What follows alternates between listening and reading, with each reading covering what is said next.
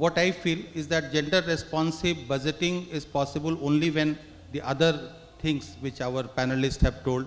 One is the gender sensitization of the officials and more importantly the policy makers. And second is the gender empowerment. And only when these two things are there, only then effective gender responsive budgeting would mean something. Otherwise, it would just mean, as Ms. Sarojini Ganji Thakur had pointed out, just a simple calculation as to how many women have benefited from a particular program. I would just give some examples from Bihar, from the perspective of gender empowerment which our state has done. The first is, for example, it was felt that the level of education and especially among the girls was low. Number one, because the high schools were away from the villages. Number two, the girls, they generally didn't go too far walking. They didn't want to go too far walking to their schools. So a program which was started, Vijay Lakshmi has covered in the previous session most of the programs. First was the cycle distribution to the girls students. And if you go to any rural area in Bihar in the morning time, you will find lot of girls in school dresses cycling their way to school, and it's a very good sight.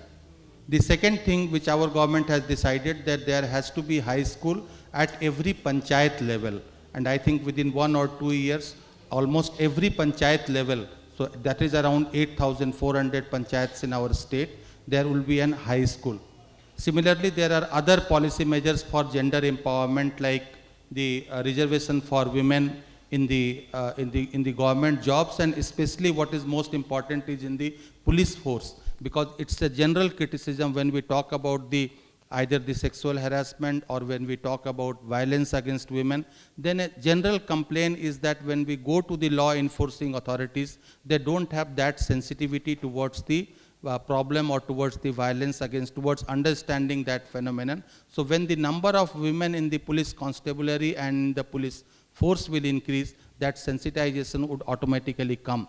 I mean, another good example from Bihar about the gender responsive policy making is the prohibition policy.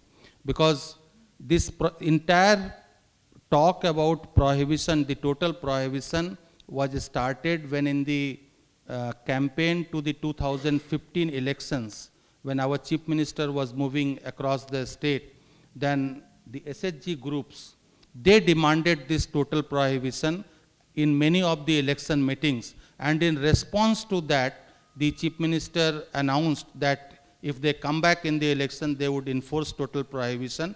And in response to that, only the total prohibition thing was announced. So it's a very good example of gender responsive policy making.